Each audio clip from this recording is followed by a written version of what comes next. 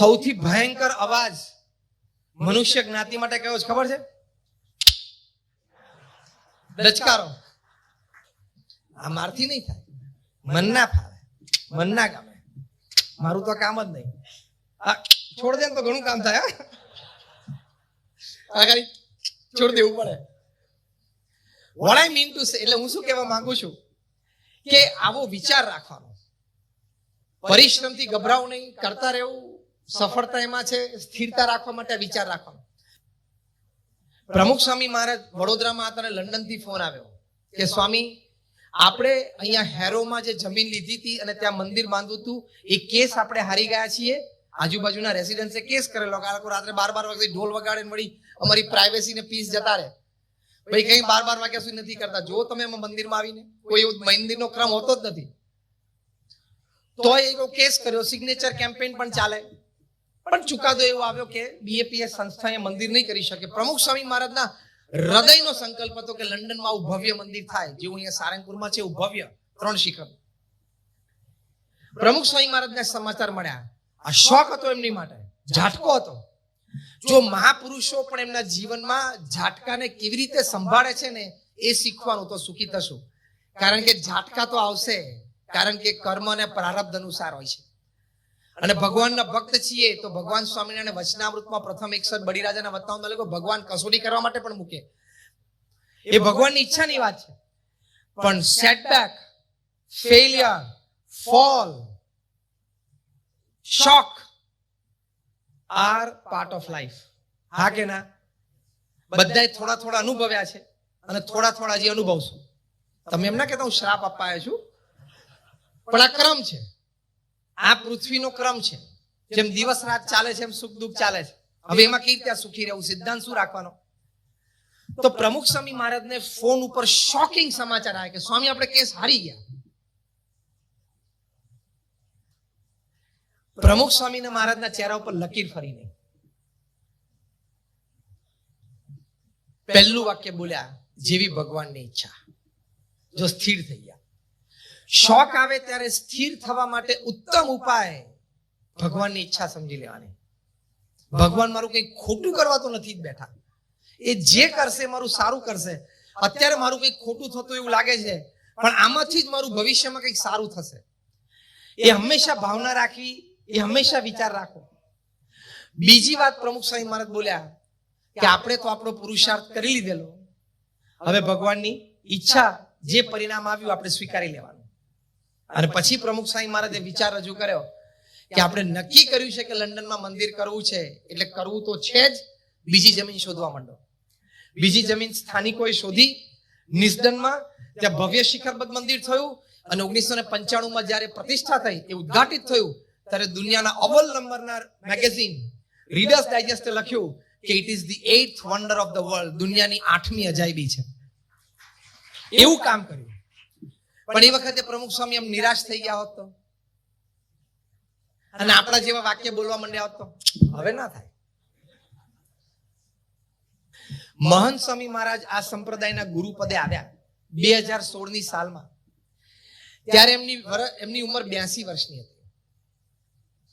82 complete, 83 running. પૃથ્વી ઉપર કોઈ ઘટના એવી નથી, કોઈ ઘટના પૃથ્વી પર એવી નથી કે આટલા મોટા વહીવટ અને વ્યવહારની જવાબદારી કોઈક વ્યક્તિને 82 વર્ષે મળી હોય. Not a single incident.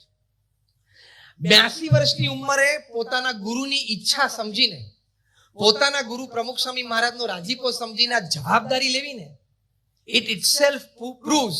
બહુ નાની વાત કરું છું, મોટી વાત તો ભગવાનનું સ્વરૂપ છે ને છે જ, પણ આપણે જયારે એમના જીવનમાંથી શીખવા બેઠા છીએ, ઇટ ઇટસેલ્ફ પ્રૂવ્સ કે 82 વર્ષે પણ એમને પરિશ્રમ કરવાની તૈયારી છે અને કરે છે.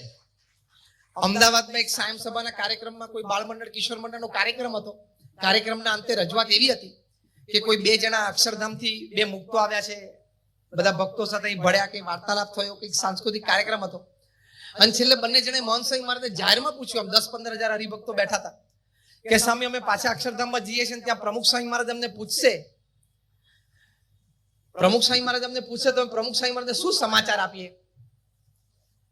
મહંત સ્વામી મહારાજ ખૂબ પૂર્ણ આત્મવિશ્વાસ સાથે બોલ્યા કે પ્રમુખ સ્વામી મહારાજને કહેજો કે એમણે જે જવાબદારી આપી છે ને એ ફરજ અમે નિભાવીએ છીએ.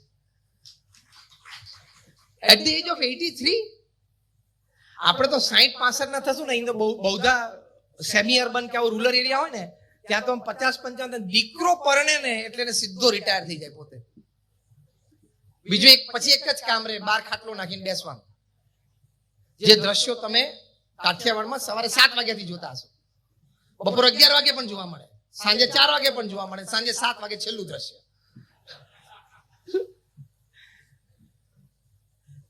અને આજે આફ્રિકાની ધર્મયાત્રાએ પધાર્યા છે, એમની ઉંમર 87 વર્ષની છે અને 55 દિવસની ધર્મયાત્રાએ પધાર્યા. એમનો દૈનિક ક્રમ તમે જોવો તો 50-60 વર્ષનો વ્યક્તિ શરમાય એવો એમનો દૈનિક ક્રમ છે અને ફૂલ એનર્જીથી કામ કરે છે. તો આ બે વિચાર છે કે પરિશ્રમી થવું, અને બીજો વિચાર મહંત સ્વામી મહારાજના હૃદયમાં શું છે કે ગુરુએ જવાબદારી આપી છે એટલે મારી આ ગુરુ ભક્તિ છે અને મારે દેહની પરવા કર્યા સિવાય કરવું. તો આ વિચારથી આપણે કાર્ય પ્રવૃત્તિમાં પણ ખૂબ સ્થિરતા રાખી શકીએ છીએ. અને છેલ્લો વિચાર આ પરિશ્રમ સંબંધી કે પરિશ્રમ કરતા કરતા મૂંઝવણ આવશે અને આવે સારું છે. પરિશ્રમ કરતા કરતા કાયમ સફળતા મળે ને તો કળા ખીલે, પરિશ્રમ કરતા કરતા અસફળતા મળે, નિષ્ફળતા મળે અને મૂંઝવણ થાય એમાં ગુણો ખીલે. બે ખીલવા જોઈએ. ખબર પડી કયું વાક્ય બોલ્યું કે ફરી વખત રિપીટ કરું? પરિશ્રમ કરતા કરતા સફળતા મળે એટલે કળા ખીલે, અને પરિશ્રમ કરતા કરતા નિષ્ફળતા મળે એમાં ગુણો ખીલે. એટલે કળા અને ગુણ બે ખીલવા જોઈએ. એ કળા અને ગુણ બે ખીલે બહુ મોટી વાત છે. તેમાં સુખી થવા માટે એક બહુ જ મોટી વાત છે, એમાં ભગવાનનું અનુસંધાન. પ્રમુખ સ્વામી મહારાજને પ્રોફેસર રેમન્ડ વિલિયમ્સે લંડનમાં 1985માં જેમણે પુસ્તક લખ્યું the new face of Hinduism, the Swaminarayan sect, એ પુસ્તક પ્રોફેસર રેમન્ડ વિલિયમ્સે લખ્યું છે. એ અંતર્ગત પ્રમુખ સ્વામી મહારાજને ખૂબ સુંદર ઇન્ટરવ્યુ એમને લીધેલો. પોતે હેડ ઓફ ધ ડિપાર્ટમેન્ટ હતા રિલિજનના, ત્યાં વેબાશ કોલેજમાં મેસેચ્યુસેટ્સ યુએસમાં.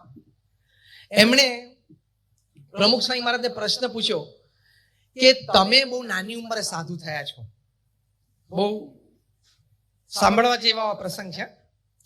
તમે બહુ નાની ઉંમરે સાધુ થયા છો, તમને લૌકિક કોઈ અનુભવ નથી, તમે દુકાન ચલાવી નથી, દુકાનનો અનુભવ નથી, કારખાનું વેપાર ધંધો નથી કર્યા એટલે તમને એનો અનુભવ નથી, તમે સંસાર માંડ્યો નથી એટલે તમને પતિ પત્નીના પ્રશ્નો હોય, સંતાનોના પ્રશ્નો હોય, તમને ખબર નથી.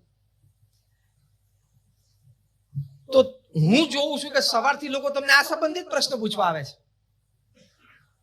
અને તમે છૂટથી ખચકાટ વગર હાના કરી દો છો.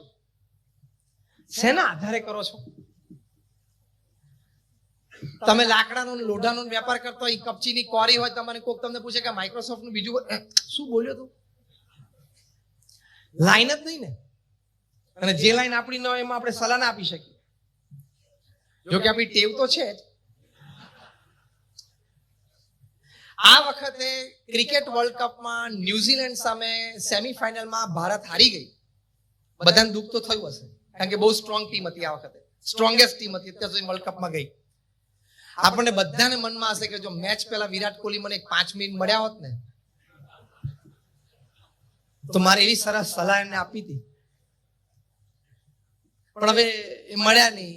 એમને આપણે પૂછ્યું નહીં, પૂછ્યું હોત તો કઈ ક્યાં હવે. અને બીજી સલાહ શું એ ખબર છે? T20 રમાતી હોય, બોલ ઓફ સ્ટમ્પ ઉપર પડે, આઉટસ્વિંગ થાય, અવે ફ્રોમ ધ બોડી જાય, 2-2.5 ફૂટ દૂર સ્લેશ મારે વિરાટ કોહલી કે રોહિત શર્મા અને કટ લાઈન ફર્સ્ટ સ્લીપમાં જતી રહે. એટલે અહીંયા બોટાદમાં ઘરે ગંજી અને લેંગો પહેરીને મમરા ખાતો ખાતો ટીવી જોતો જોતો સલાહ આપે કે આટલું તો મને ખબર પડે છે, બોલ આઉટસાઇડ ધી ઓફ સ્ટમ્પ હોય, અવે ફ્રોમ ધ બોડી હોય તો રમવા જવાય જ નહીં, કટ લઈને જતો જ રહે, જજમેન્ટ ના આવે. એને ખબર નથી પડતી. સારું, તને ખબર પડે તો તને હવે મોકલશું, બીજું શું. તને ખબર છે 98 માઇલ્સ પર આવરની ડિલિવરી પડતી હોય, 145 થી 148 કિલોમીટર પર આવર. એ તારી જિંદગીમાં સ્પીડનો બોલ ફેસ નથી કર્યો, ખબર છે? તે અહીંયા બોટાદમાં કોલસાથી કોકની દિવાલ ઉપર સ્ટમ્પ ચિત્રીને ધોકાથી રમીને મોટો થયો છે. અને સલાહ વિરાટ કોહલીને આપવાની.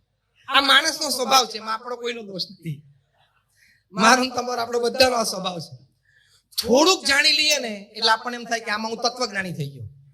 With a common sense V believe we are philosopher. થોડું જ્ઞાન થાય તો આપણે હું તત્વજ્ઞાની થઈ ગયો, આ બાબતમાં હું બધું જાણું. એટલે સલાહ આપે કે આટલું તેને કરવું જ જોઈએ ને આટલું ના કરાય ને આટલું કેવી રીતે, આ કેમ એટલું આટલું ને ફાવતું નથી, આટલું તો મને ખબર પડે. એટલે માણસનો સહજ સ્વભાવ છે. આપણે મૂળ વાત કરતા હતા કે મૂળભૂત વિચારશીલ વ્યક્તિ એમ રહે કે આ ક્ષેત્ર મારું નથી તો એમાં સલાહ ના આપે. પ્રમુખ સ્વામી મહારાજને પ્રોફેસર રેમન્ડ વિલિયમ્સે પૂછ્યું કે તમને જે વાતનો જરાય અનુભવ જ નથી, લગ્નનો, ધંધાનો, વેપારનો, નોકરીનો, સંસારનો, એ સંબંધી જ વાતો તમને બધા પૂછવા આવે છે, તમે શેના આધારે ઉત્તર આપો છો જે વાતનો અનુભવ નથી? અને પ્રમુખ સ્વામી મહારાજ સ્પોન્ટેનિયસલી બોલ્યા કે કોઈ વ્યક્તિ અમને પ્રશ્ન પૂછે એ વખતે મનોમન અમે અમારા ઈષ્ટદેવ ભગવાન સ્વામિનારાયણ, અમારા ગુરુ શાસ્ત્રીજી મહારાજ અને યોગીજી મહારાજને પ્રાર્થના કરીએ કે આ જેમ સુખી થાય એવું મને સુજાડો, પછી ભગવાન મને જે સુજાડે એ હું બોલી જાઉં છું. That means God was answering us through પ્રમુખ સ્વામી મહારાજ. ભગવાન આપણને એમના દ્વારા ઉત્તર આપતા હતા. રેમન્ડ વિલિયમ્સ બુદ્ધિશાળી હતા. એમને પ્રશ્ન પૂછ્યો કે તમને તમારા કોઈ નિર્ણયનો અફસોસ ક્યારે થયો છે? પ્રવૃત્તિશીલ વ્યક્તિ અને આ કક્ષાની સફળતા પામેલી વ્યક્તિ માટે બહુ જ અગત્યનો પ્રશ્ન છે કે તમારા કોઈ નિર્ણયનો તમને કોઈ અફસોસ થયો છે? દ્રષ્ટાંત રૂપે કે તમે કોઈને એમ કહ્યું હોય, કોઈ આઈને કે સ્વામી નોકરી છોડી દઉં, ધંધો કરવો છે, દુકાન છે, મારા પાર્ટનર મારો મિત્ર છે એની પાસે દુકાન છે, મને આવડત છે અને અમે બે ભેગા થઈને ધંધો કરીએ છીએ, પણ મારે એની માટે નોકરી મૂકી દેવી પડે, તો નોકરી મૂકી દઉં? ધારો કે તમને આવો પ્રશ્ન પૂછે, તમે એને આશીર્વાદ આપો, મૂકી દે, ધંધો કર, આશીર્વાદ છે, સારું ચાલશે. પછી આમ રૂમની બહાર જતો તમે એને પાછો બોલો, મેં તને શું કીધું? તો કે સાહેબ તમે કીધું નોકરી છોડ દો, ધંધો કર. ના, તું રહેવા દે, તું પાછી નોકરી ચાલુ રાખ. એવો નિર્ણય બદલ્યો છે તમે? બહુ જ પ્રેક્ટિકલ પ્રશ્ન પૂછેલો. પ્રમુખ સ્વામી મહારાજે કહ્યું ક્યારેય નહીં, કારણ કે ભગવાન એમના દ્વારા ઉત્તર આપતા હતા.